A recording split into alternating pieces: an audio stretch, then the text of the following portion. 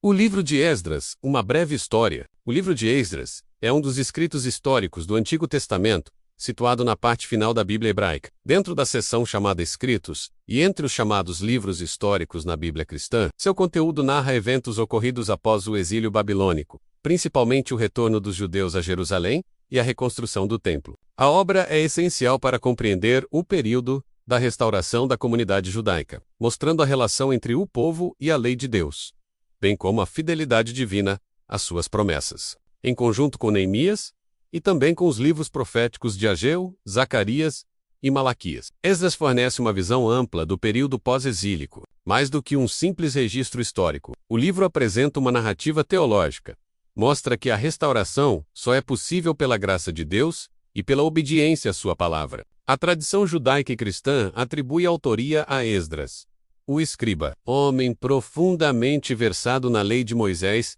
que liderou parte da restauração espiritual do povo. Esdras era sacerdote e escriba, descendente direto de Arão, irmão de Moisés. É descrito como escriba versado na lei de Moisés, um título de prestígio que unia conhecimento religioso e autoridade moral. Seu nome significa ajuda ou auxílio. A redação final do livro provavelmente ocorreu entre 450 e 400 a.C., época em que Esdras e Neemias atuaram em Jerusalém. Há quem defenda que Esdras também seja o compilador dos livros das Crônicas e de Neemias, formando uma espécie de grande narrativa contínua. O pano de fundo de Esdras é o retorno dos judeus do exílio babilônico. No ano de 586 a.C., Jerusalém foi destruída por Nabucodonosor, e o templo, arrasado. O povo foi levado cativo para a Babilônia, cumprindo o juízo profetizado por Jeremias. Durante 70 anos, os judeus viveram em terras estrangeiras, sem altar, sem templo e sem pátria. A virada acontece quando Ciro, rei da Pérsia, conquista a Babilônia, em 539 a.C., e decreta o retorno dos judeus, para reconstruírem Jerusalém e o templo. O Império Persa tinha uma política de permitir que os povos exilados retornassem às suas terras, desde que permanecessem leais ao rei e pagassem tributos. Esse contexto político foi usado por Deus para cumprir suas promessas.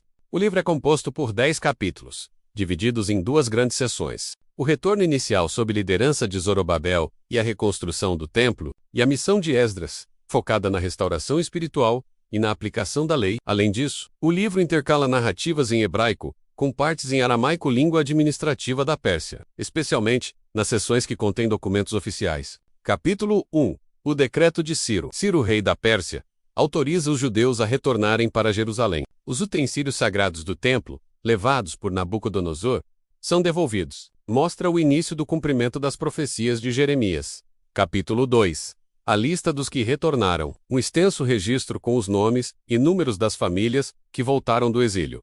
A ênfase é na legitimidade dos sacerdotes e levitas. A comunidade se organiza em torno de sua identidade espiritual e tribal. Capítulo 3. O altar e as festas restauradas. Jesua e Zorobabel reconstruem o altar, oferecem sacrifícios conforme a lei, celebram a festa dos tabernáculos, lançam os alicerces do templo, com grande alegria e também lágrimas. Capítulo 4. A oposição dos adversários. Povos vizinhos tentam impedir a reconstrução. Usam cartas e pressões políticas contra os judeus. A obra é interrompida até o reinado de Dario. Capítulo 5. Os profetas incentivam. Ageu e Zacarias profetizam, encorajando a reconstrução. Os líderes retomam a obra. Os inimigos questionam a legalidade da construção. Capítulo 6. O decreto de Dario. É feita uma busca nos arquivos e confirma-se o decreto original de Ciro. Dario reafirma a autorização para a reconstrução. O templo é concluído em 516 a.C. O povo celebra a dedicação com alegria. Celebra-se também a Páscoa, sinal de restauração espiritual. Capítulo 7. A chegada de Esdras. Esdras, sacerdote e escriba, recebe autorização do rei Artaxerxes para ir a Jerusalém. Ele recebe apoio financeiro e autoridade para ensinar a lei. Sua vida é apresentada como um modelo de devoção.